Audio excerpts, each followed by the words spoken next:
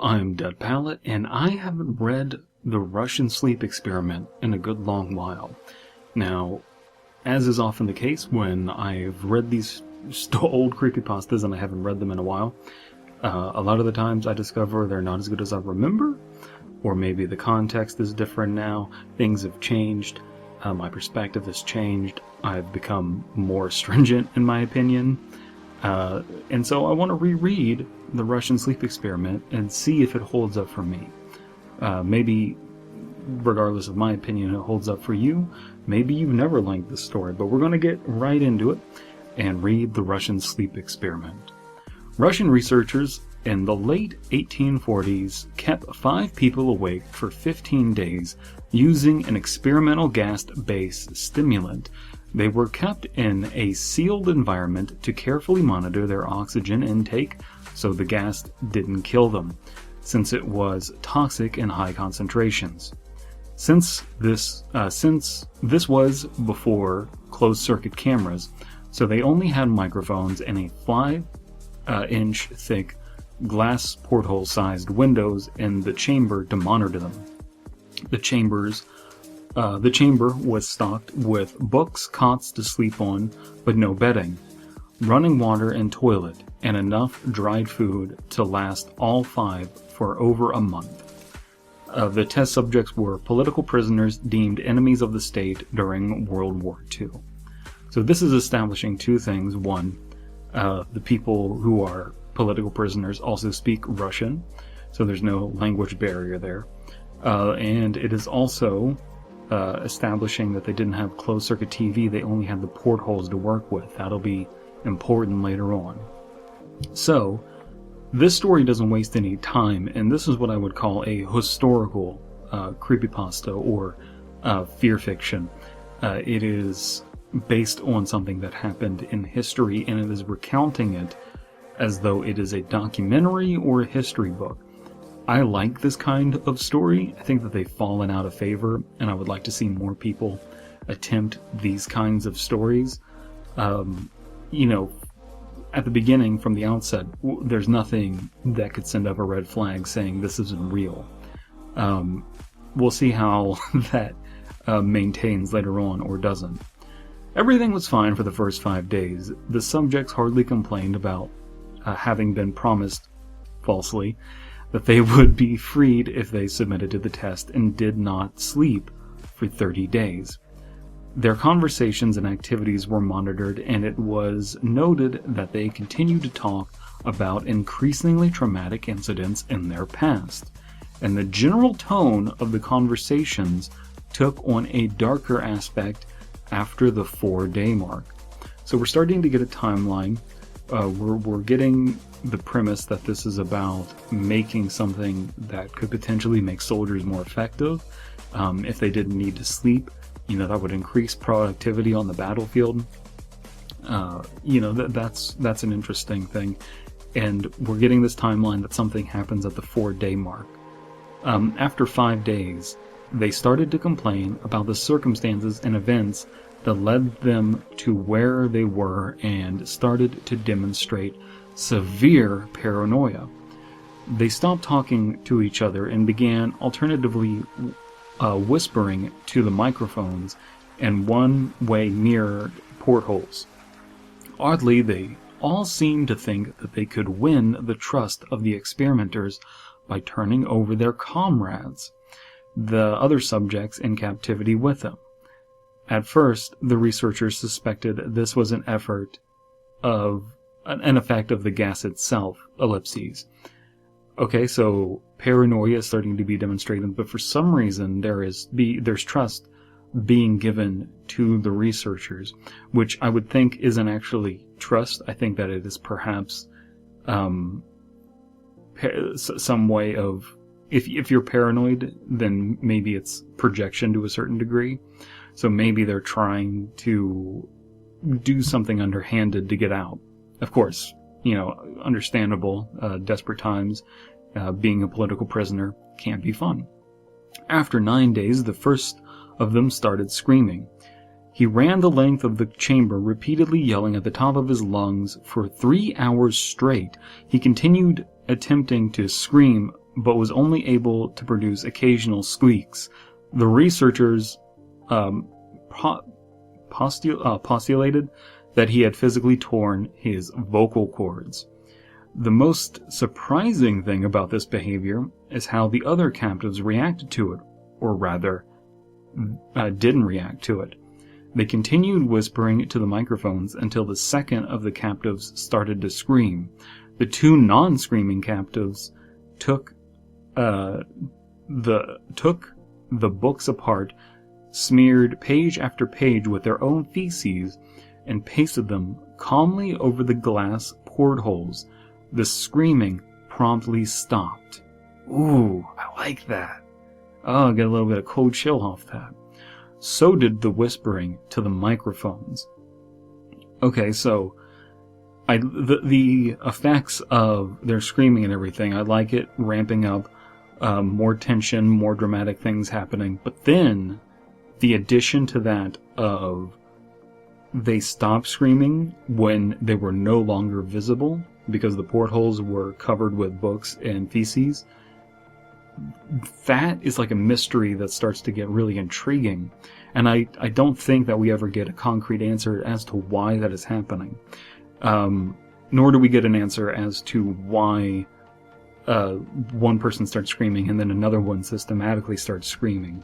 And I don't think that we need an answer. I think that those are the kinds of mysteries that we're allowed to let linger around. But there are certain kinds of mysteries that you do want answers to.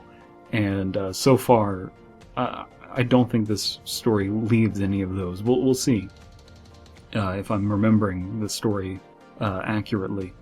After 3 more days passed, the researchers checked the microphones hourly to make sure they were working. Since they thought it impossible that no sound could be coming with 5 people, inside. The oxygen consumption in the chamber indicated that all 5 must be alive. In fact, it was the amount of oxygen 5 people would consume at a very heavy level of strenuous exercise. On the morning of the 14th day, the researchers did something that they would not do to get they said they would not do to get a reaction from the captives. They used the intercoms inside the chamber, hoping to provoke any response from the captives they were afraid were either dead or vegetables. Okay, so there we have like a slightly impossible thing, and I like those kinds of slightly impossible moments. Those are nice. The slightly impossible thing is that it seems as though they are exercising or that their bodies are under heavy stress, but there is absolutely no sound coming through the speakers. Not a peep, not a whisper, not breathing or anything like that. No sound whatsoever. And that's disconcerting, right? And then the fact that they're breaking protocol tells you that they are witnessing stuff that they didn't predict, and I like that. They announced, "We are opening the chamber to the test," insert Russian accent, because I can't do one. "We are opening the chamber to test the microphones. Step away from the door and lie flat on the floor or you will be shot. Compliance will earn one of you your immediate freedom."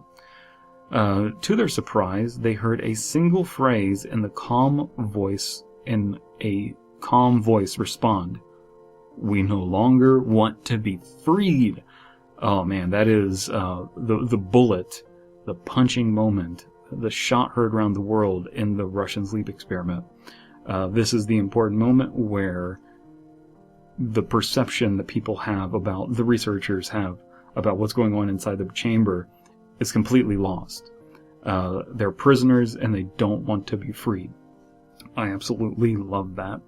The chamber was flushed of stimulant gas and filled with fresh air, and immediately voices from the microphones began to object.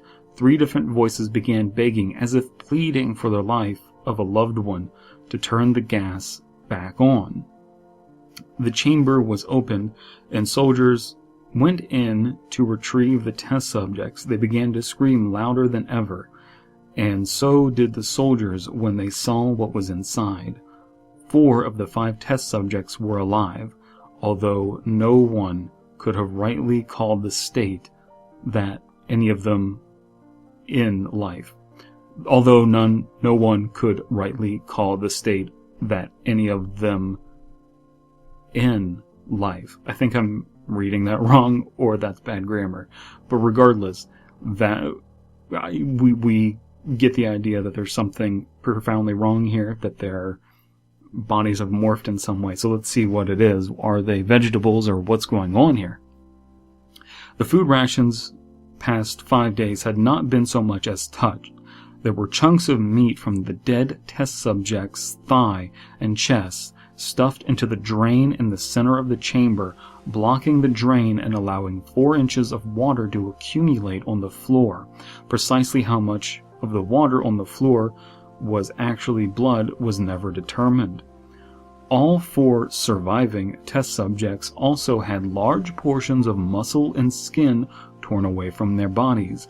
The destruction of the flesh and exposed bone on their fingertips indicated that the wounds were inflicted by hand, not with teeth as the researchers initially thought. Closer examination of the position and angles of the wounds indicated that most, if not all of them, were self-inflicted. Alright, so there's a lot to unpack there. Immediately, we just get that there has been some sort of process going on inside of here, and that it wasn't actually air being consumed via working out and thus needing more oxygen. The exercise was from the fact that the oxygen consumption was from the fact that their bodies were being torn apart by themselves, which I would assume would cause your body to go under duress and start to consume more oxygen. There's this weird ritual aspect to what's going on here, and along with that, you're also getting that the people who are in the chamber are in contact with some force that is convincing them to all do the same thing, right? I really like that. And the gore here is very vivid, but it's not really gut-wrenching. It's kind of a subdued gore in that we don't actually see the infliction happening. It's not described in that way. It's in service of sort of like a paranormal kind of demonic cult thing. That's the feeling that you get. Germany and Russia were both researching the ideas of the occult and stuff like that, and like the ideas of like where does science and magic intertwine, and so you're kind of getting this fantastical science element to this story that I really like. And they haven't been eating, alright, or haven't been eating the food rations at least. The abdominal organs below the ribcage of the 4 test subjects had been removed. While the heart, lungs, and diaphragm remained in place, the skin and most of the muscle attached to the ribs had been ripped off, exposing the lungs through the ribcage. All the blood vessels and organs remained intact. They had been taken out and laid on the floor, fanning out around the eviscerated but still living bodies of the subjects. The digestive tract of all 4 could be seen to be working, digesting food. It quickly became apparent that what they were digesting was their own flesh that had been ripped off and eaten over the course of days. So again, very gory, but let me know if this is making anyone squeamish. I don't think this is designed to make people squeamish. I think it's meant to evoke disturbed feelings in a less guttural way. Disturbed that someone could do this to themselves. You're not actually witnessing it. You're seeing the end result of what has been going on inside the test room. Most of the soldiers were Russian special operatives at the facility, and many refused to return to the chamber, to remove the test subject, they continued to scream to be left in the chamber, and alternatively begged and demanded that the gas be turned back on lest they fall asleep. So they don't want to fall asleep. That's an interesting note. To everyone's surprise, the test subjects put up a fierce fight in the process of being removed from the chamber. One of the Russian soldiers died from having his throat ripped out. Another was gravely injured by having his testicles ripped off and an artery in his leg severed by one of the test subject's teeth. Another 5 of the soldiers lost their lives if you count ones that committed suicide in the weeks following the incident. So there is something eldritch about this, and by eldritch, I mean Lovecraftian. If you see something, it's going to drive you insane. So seeing the end results of this test drive people insane. And I always like that kind of concept being incorporated.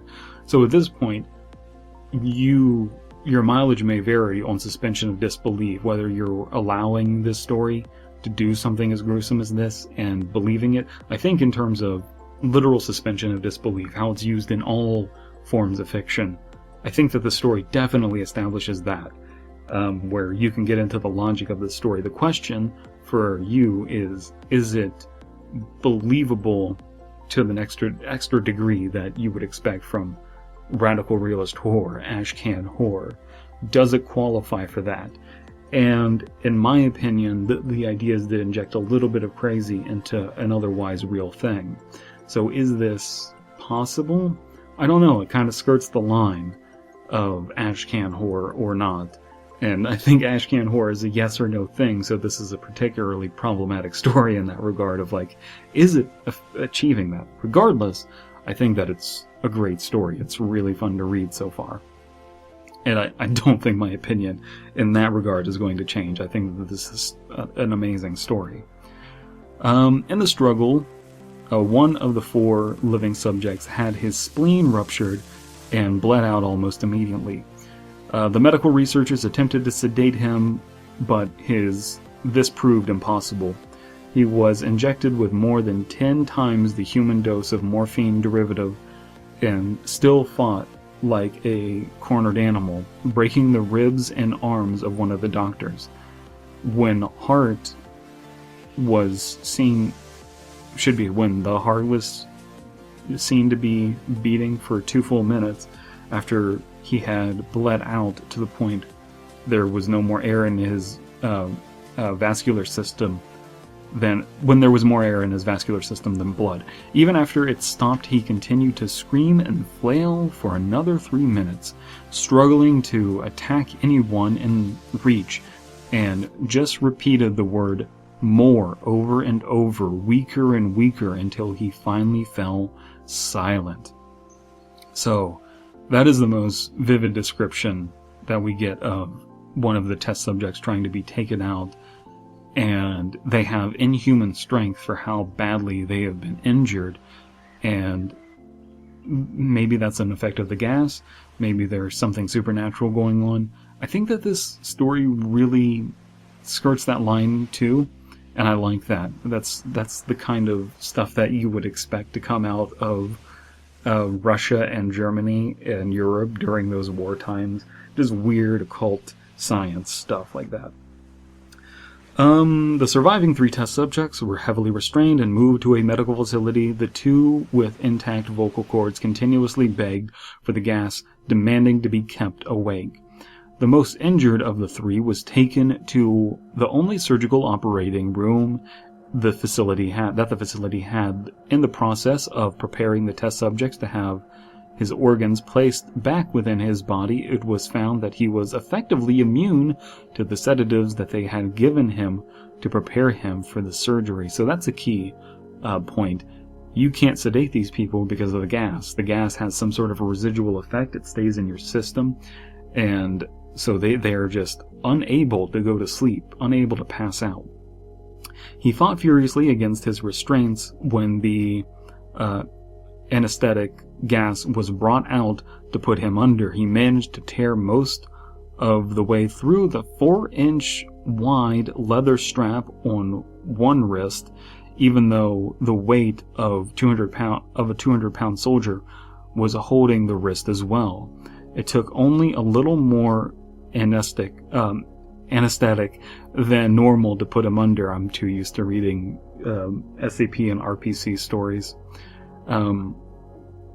A little more anesthetic to put him under, and the instant his eyelids fluttered and closed, his heart stopped. So the second he went to sleep, he fell asleep, he went to death.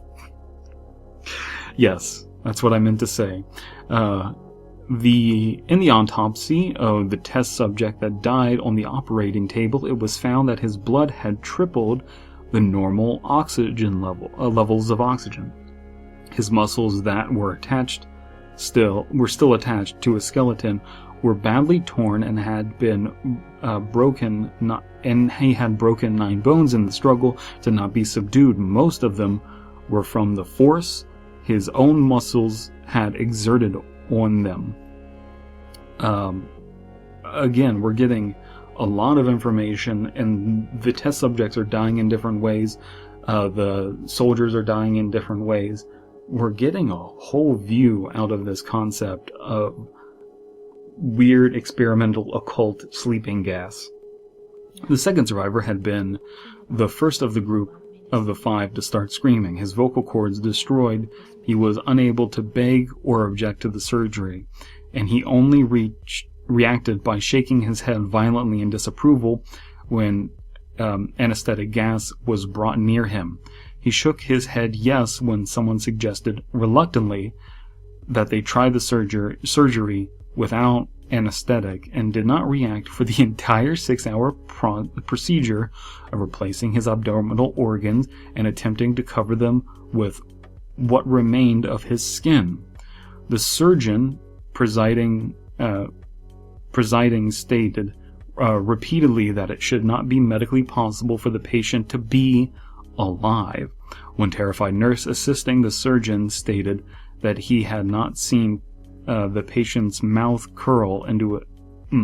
The surgeon stated that she had seen the patient's mouth curl into a smile several times whenever his eyes met her eyes. Possessive her eyes, she had them.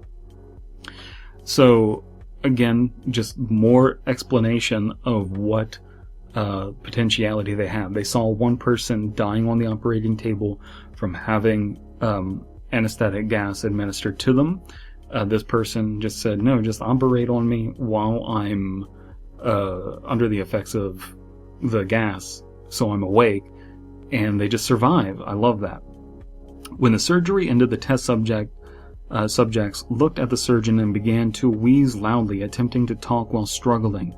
Assuming this must be something of drastic importance, the surgeon had a pen and pad fetched so the patient could write his message. It was simple. Keep cutting. So the keep cutting bit is kind of the second, punch of the story. And that one, this one coming closer to the end of the story. So let's press on. That's just a great phrase, keep cutting. What's not to love about that? The other 2 subjects were given the same surgery, both without anesthetics as well. Although they had to be injected with a paralytic for the duration of the operation, the surgeon found it impossible to perform the operation while the patients laughed continuously. Once paralyzed, the subjects could only follow the attending researchers with their eyes. The paralytics cleared their system in an abnormally short period of time, and they were soon trying to escape their bonds. The moment they could speak, they were again asking for the stimulant gas. The researchers tried asking why they injured themselves, why they had ripped out their own guts, and why they wanted to be given the gas again. Only one response was given: I must remain awake. Okay, so they have an intense fear of going to sleep, and something in their body, in their mind, something occult is telling them, don't go to sleep or you'll die? And maybe they have more information than just that. All 3 subjects were restrained, were reinforced, and they had were placed back into the chamber, awaiting determination as to what should be done with them. The researchers, facing the wrath of the military benefactors for having failed the stated goals of their product, considered euthanizing the surviving subjects. The commanding officer, an ex-KGB, instead saw potential and wanted to see what would happen if they were put back on the gas. The researchers strongly objected, but were overruled, and that's what happens in military dictatorship. So bearing that in mind, the bit about ex-KGB is a little weird. Do we mean ex-KGB now, as like the KGB dissolved? Because the KGB was the thing at the time, wasn't it? So that's a little weird. That's something I never caught on to. But that could just be like a weird phrasing thing of like ex-KGB now. But like, couldn't you just say KGB at the time because they're KGB?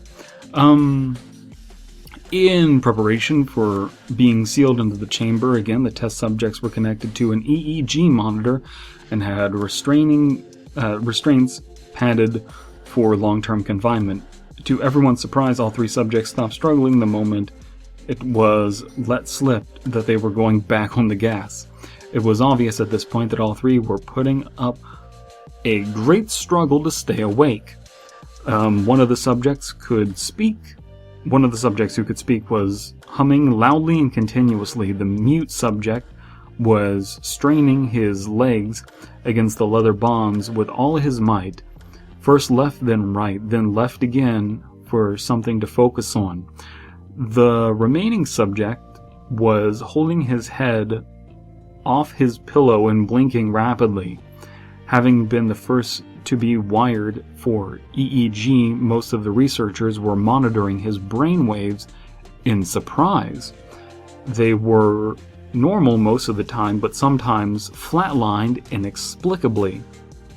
So his brain was just going into a vegetative state every once in a while, from what I understand. It looks as if he were repeatedly suffering brain death before returning to normal. As they focused on the paper scrolling out of the brainwave monitor, only one nurse saw his eyes slip shut at the same moment his head hit the pillow. His brainwaves immediately changed to that of deep sleep, then flatlined for the last time as his heart simultaneously stopped. So he fell asleep and went to death. The only remaining subject that could speak started screaming to be sealed in now. His brainwave showed the same flat line as the one who had just died from falling asleep. The commander gave the order to seal the chamber with both subjects inside, as well as 3 researchers. One of the named 3 immediately drew his gun and shot the commander point blank between the eyes, then turned the gun on the mute subject and blew his brains out as well. He pointed his gun at the remaining subject, still remaining to a bed, as the remaining members of the medical and research team fled the room. "I won't be locked in there with these things, not with you," he screamed at the man strapped to the table. "What are you?" He demanded. "I must know." The test subject smiled. Okay, so we're going to take a second here before we read the end of the story to unpack what just happened. The commander gave the order to seal both subjects inside, as well as the researchers. So someone pulled a gun and shot the commander because they didn't want to be sealed inside. And the test subject smiled. "Have you forgotten so easily?" the subject asked. "We are you. We are the madness that lurks within you all, begging to be freed at every moment in your deepest animal mind. We are what you hide from in your beds every night. We are what you sedate into silence and paralysis when you go to that nocturnal haven where we cannot tread." The researcher paused, then aimed at the subject's heart and fired. The EEG flatlined as the subject weakly choked out, "So nearly free." Original author unknown, sadly. But this story, absolutely wonderful. But I do think that realism is lacking in that strictest sense. I can have the suspension of disbelief, but then the second test of Ashcan's suspension of disbelief doesn't quite work out quite as I remembered. I remember it being a lot more slow and methodical in my head, in such a way that grounded me more to the realism, but it is using those same kind of techniques of making what is a gore fest seem realistic. I do kind of want to stroll down and read some comments. We have one from Sam the Man is awesome. This was just 6 days ago as of recording this. Maybe it's the scientist in me, but there is so much in here that is straight up wrong about the human body. It's laughably unbelievable. I was laughing half the time was going on. That's not how the body works. Well, obviously, but let's hear your argument as to why, because this we don't have weird Russian Soviet era mystery KGB sleep gas that keeps you awake in the real world. So, for anyone who suspects this may be real, while the experiment using political prisoners in the test subjects, tests might be real, I can assure you the results are nowhere close to being real. The fact that after 5 days of no sleep, you can still actually somewhat function, or the fact that after 9, your response wouldn't be an energetic running around and smashing your face into shit, or the reality that still being alive after 15 days, sleep is necessary for survival. Yeah, but that's the crux of the story, is what if you have a gas that prevents you from needing sleep?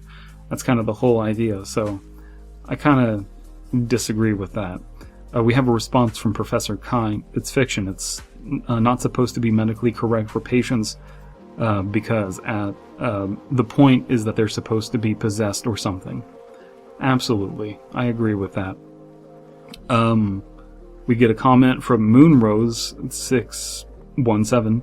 Slightly painful to read all the way through, but an interesting concept. So, this person is somewhat squeamish by what's been put out there. Alright. And then we have a comment, a rather long one, from Rat Patrol 991. I don't really understand why this one is so well liked, to be honest. It starts off well enough, but it really taxes my suspension of disbelief pretty early, and it's lost on me by the end. I disagree, but I can see someone having a different opinion on suspension of disbelief, and different criterias for different kinds of suspension of disbelief. There is such a thing as magical realism, and I don't think that the story is quite there, but it's much more a suspension of disbelief in that regard than otherwise.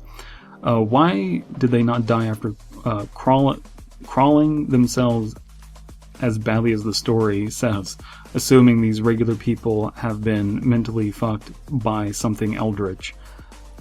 I don't know. Unethical medical experiments are scary. People being exposed to shit they shouldn't know about, though said experiments are scary. But the way it's handled here is really hokey and feels like lore text from a video game, and not a good one. I think that's rather uncharitable, personally, because this delivers the lore in the form of kind of like a historical writing style. There are a few spelling mistakes here, but I think it's pretty consistent with that style, and I really appreciate that. So that's my opinion. Definitely let me know what you think of the Russian sleep experiment, especially if you haven't read it in a long time, or if you've never read it. Especially if you've never read it, getting a fresh perspective on this old story would be rather interesting, seeing as it is such a classic in the minds of so many Creepypasta fans. So definitely post that down below. I'm very interested to hear what you have to say. If you enjoyed this, definitely check out the Fear Fiction podcast, where myself and fellow writers Abysme and Slimebeast read stories and critique them, and there's a lot more goofing off and bullshitting around than there is in this video. Yeah.